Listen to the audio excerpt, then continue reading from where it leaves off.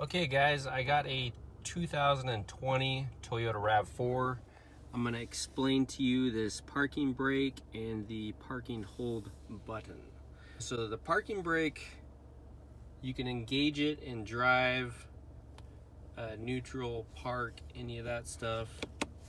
You can try to turn it off, it doesn't turn off, but you can just press the gas and that's how it disengages.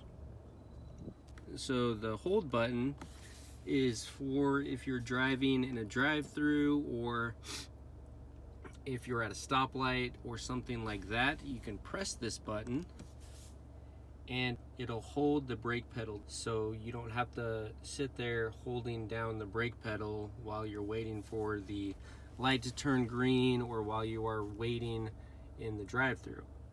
So to disengage that, all you have to do is press the gas and it disengages. So again, we're gonna check this out. We have the parking, we have the hold button on, and to engage it, you have to have your foot on the brake.